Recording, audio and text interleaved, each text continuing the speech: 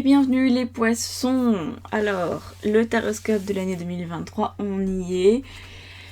Alors, ce dernier signe, vous êtes les derniers. Là, j'ai vraiment fait dans l'ordre astro. J'ai tous les autres un petit peu dans la tête. On va voir si vous tirez votre épingle du jeu ou si les thématiques que j'ai vues précédemment se retrouvent dans votre situation. Donc on commence avec ces 3 premières cartes qui définissent les énergies avec lesquelles vous rentrez en 2023. Donc a priori, ça devrait vous parler, ça devrait vous évoquer quelque chose. Donc on a 8 de coupe, 4 d'épée et 4 de denier. D'accord. Alors vous, ce qui compte, c'est la sécurité. La sécurité matérielle, financière et psychologique, mentale. Voilà. Vous ne voulez pas perdre votre temps. Les poissons qui habituellement apprécient les tours et les détours, là en ce début d'année, non.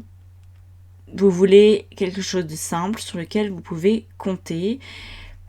Le 8 de coupe pourrait nous parler, on verra les influences de l'année 2022 sur 2023 tout à l'heure, mais ça pourrait nous parler d'une certaine défiance par rapport à, je sais pas, des discours que vous avez pu entendre de la part de vos amis, de votre famille, des engagements qui n'ont peut-être pas été tenus, soit par vous-même, soit par d'autres.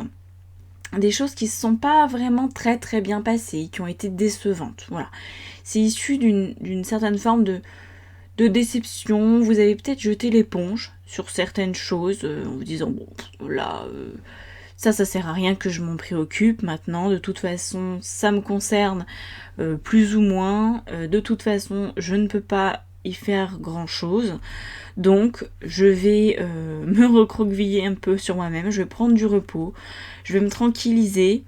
Et je vais vivre ma vie en fonction de ce qui fonctionne. Voilà. Par rapport à ce qui a déjà fait ses preuves. Donc on est sur des bases solides, vous voulez en tout cas.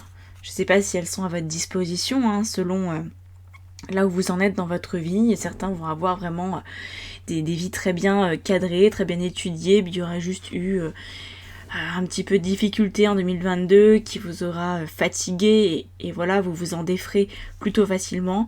Tandis que d'autres vont peut-être avoir du mal à trouver cette fameuse stabilité. En tout cas, c'est ce que vous voulez... pour ne plus accorder d'énergie à des choses qui n'en valent pas la peine en fait. On va regarder d'ici la fin de l'année 2023 ce qui peut se passer pour vous. Alors, on a le 6 d'épée, le diable et le valet de denier. Ok. Alors, je pense que vous voulez laisser partir complètement ce qui vous dessert. Le 6 d'épée, il y a ce concept de laisser partir ou de partir. Donc soit il y a des choses qui vont vous être retirées, soit vous allez lâcher certaines choses. Ce que je pense, c'est que c'est en lien avec des situations qui font d'ailleurs très certainement écho à ce début d'année. Des situations qui auraient pu vous plaire dans le sens, vous auriez pu aimer aider quelqu'un à démêler par exemple des problématiques de vie.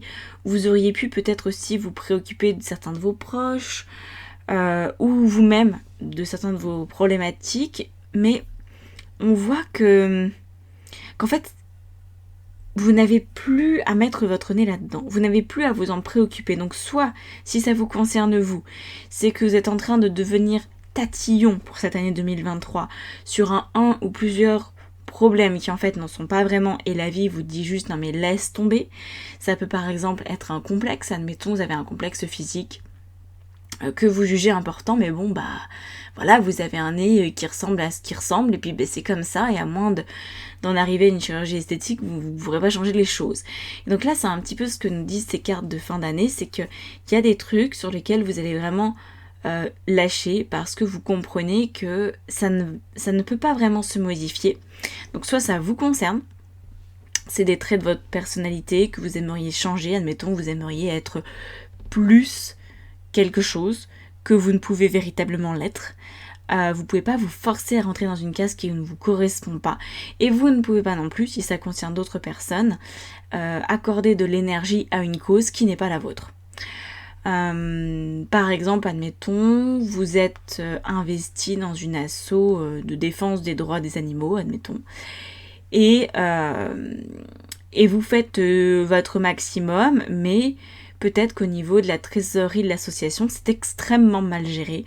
Donc toutes vos initiatives sont vouées à l'échec parce que de toute façon, il n'y a plus de fonds, qu'il y a des détournements, que ça se passe mal, qu'il y a une ambiance pourrie. Et donc, on vous dit, faut peut-être lâcher. Il y a des choses qui vont pas pouvoir continuer. C'est bien de plus donner son énergie à des causes perdues. C'est vraiment ça.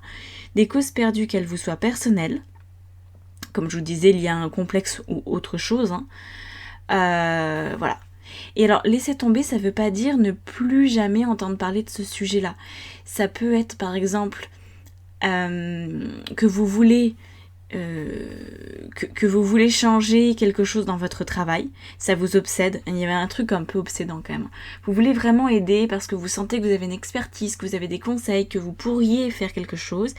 Vous voulez vraiment aider au niveau de votre entreprise, admettons, à ce que les choses se passent mieux parce que vous êtes, admettons, à 2 ans de la retraite et vous vous dites, quand même, j'aimerais bien que les 2 dernières années, ça se passe correctement parce que sinon, je vais pas supporter et je vais devoir partir pour recommencer ailleurs et à 2 ans de la retraite, ça me paraît quand même un peu périlleux. Là, en fait, on vous dirait peut-être, mais laisse couler. Reste où tu es, mais laisse couler. Ne t'en fais plus. Donc, là, c'est pour moi le message des choses qui aujourd'hui sont importantes, en début d'année, qui sont encore importantes. À la fin de l'année, ne le seront plus du tout. Vous aurez changé de regard dessus et ça sera plus vraiment un sujet. Ok ? Alors, on va regarder maintenant les influences de 2022 là-dedans. Oh là là, 2022, mon Dieu. 9 d'épée pour 2022, 7 d'épée et l'as de coupe au milieu qui s'y pas trop quoi faire. En 2022, je pense que vous avez nourri un espoir à ce que les choses s'arrangent, à ce que certains problèmes s'arrangent. Alors, des problèmes peut-être pour les autres ou vos problèmes personnels. Moi, je vous sens quand même très tourné vers l'extérieur, comme si vous avez essayé d'aider, de soutenir, d'encourager, je sais pas trop, avec qui, dans quel contexte, ça c'est trop personnel. Pardon, je montre pas bien les cartes là. Donc on a cette dynamique en 2022 d'avoir été un peu le ou la porteuse d'espoir, de paix, de calme. Sauf que ça vous a quand même un petit peu ratiboisé au passage. Ça vous laisse pas de marbre en fait. Ces situations ne vous laissent pas de marbre. Ça vous a affecté. Donc ça peut être des problèmes de vos proches, des problèmes au travail. Vous avez essayé d'améliorer les choses, mais je pense que vous vous êtes un petit peu fourvoyé là-dedans, pensant pouvoir changer les choses, alors que non, ça ne vous appartenait pas. Donc là, on a ça en 2022. Et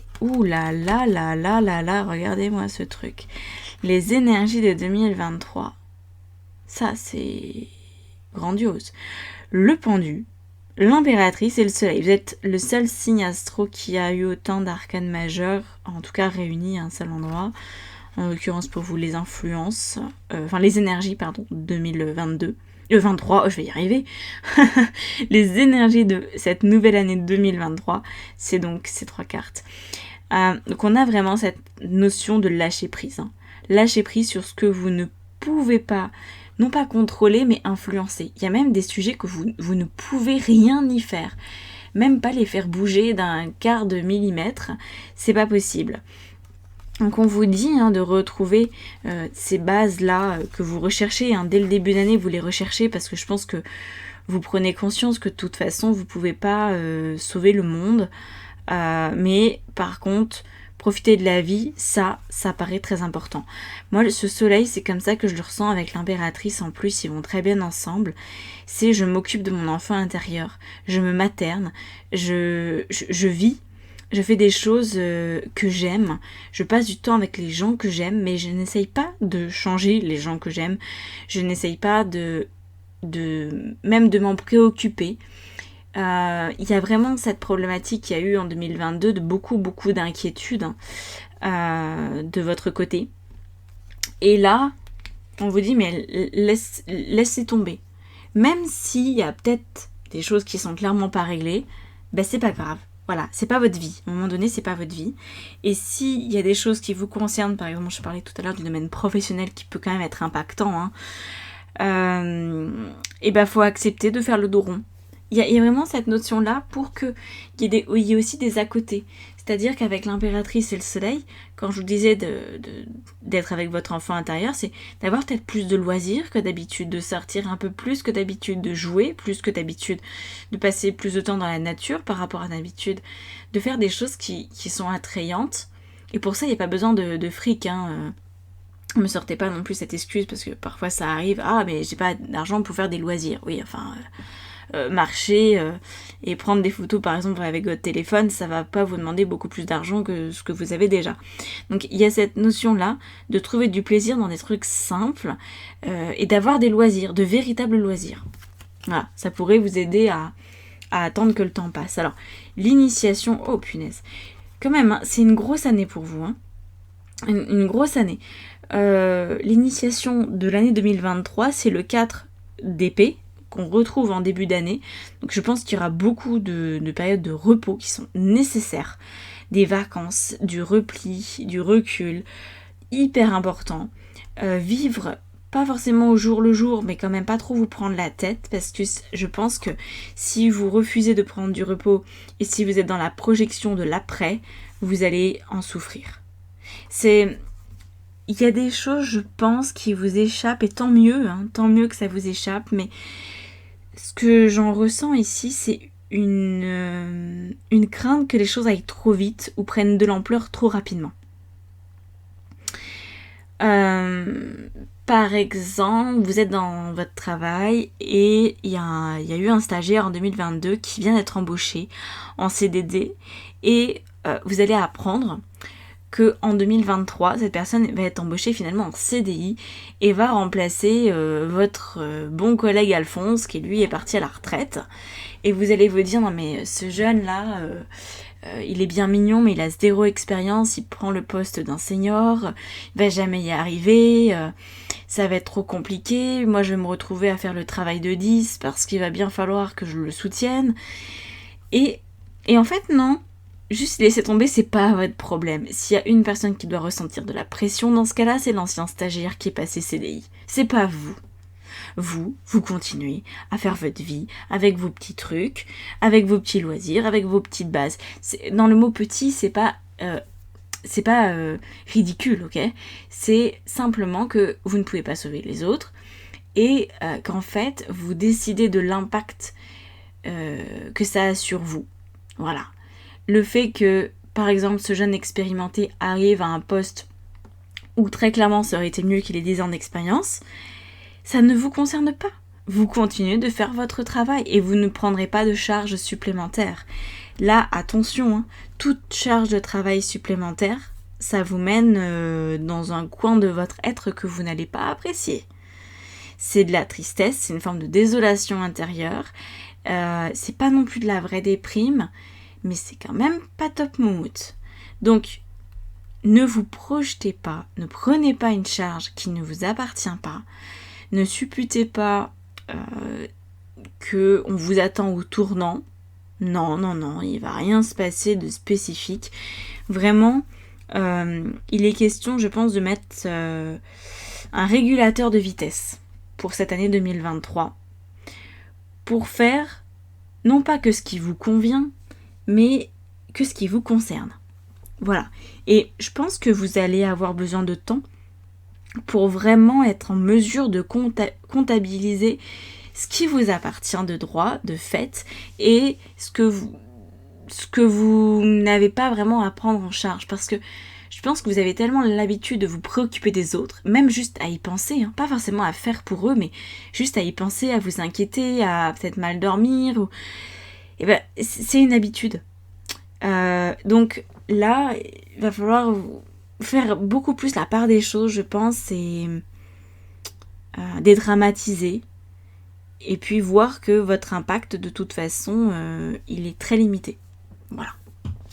Occupez-vous de vous. Alors, on a quoi? Là, pour les 6 premiers mois de l'année, nous avons pour janvier le prince de coupe, pour février la reine de coupe, pour le mois de mars le 3 de coupe, le 4 de denier enfin au mois d'avril, le pendu au mois de mai, youpipip, youlala, et le 6 de denier pour le mois de juin. Bon, très clairement, les 3 premiers mois de l'année, vous les continuez comme en 2022, vous continuez de vous inquiéter. Voilà, tout simplement. Vous continuez de ne pas être complètement à l'aise avec ce qui se passe dans votre train-train. Vous essayez encore un petit peu de materner, peut-être parce qu'il y a des nouvelles choses qui se sont mises en place en 2022 et que vous sentez que c'est un peu balbutiant, mais vous allez finir par comprendre que ce n'est pas votre problème et que vous avez vos trucs à gérer et que c'est amplement suffisant à mon avis. Donc là on retrouve le 4 de denier qu'on avait au début, ok. Donc moi je pense que cette sécurité, ce cadre-là, il va vraiment venir s'inscrire au mois d'avril. Tant mieux, ça tombe avec les béliers.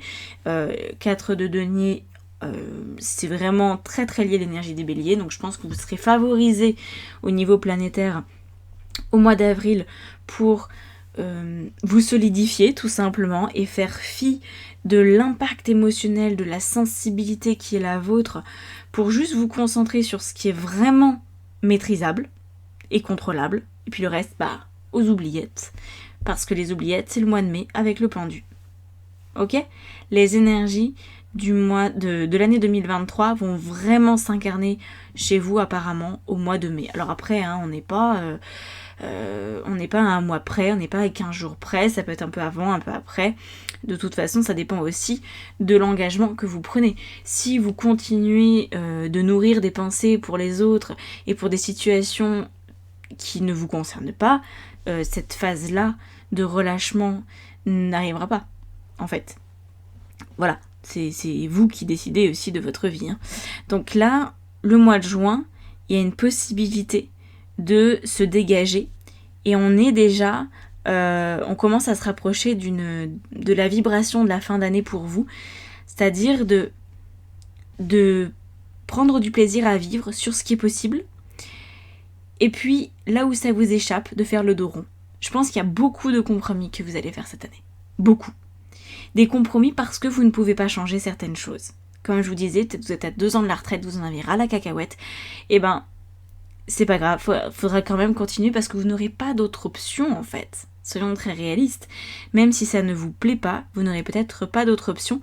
Mais ça veut pas dire que vous allez en souffrir, ça veut pas dire que ça va être compliqué si vous laissez tomber ce qui ne vous appartient pas et que vous développez vos loisirs, vos plaisirs, la joie. Vous allez à Disneyland Paris plus souvent, ça ira mieux. Ok. Voilà pour vous les poissons. Bon, j'espère que ça vous aura parlé cette année, qu'elle vous donne envie en tout cas d'être vécue. Je vous souhaite qu'elle soit exceptionnelle, la plus exceptionnelle possible, que vous en appreniez beaucoup sur vous, sur vos fonctionnements et que vous soyez en paix. Voilà. Donc une excellente année 2023 à vous et à très bientôt. Si vous voulez qu'on travaille ensemble, vous le savez peut-être, tout est dans la barre d'informations en dessous de la vidéo et sur mon site internet. À bientôt. Ciao ciao.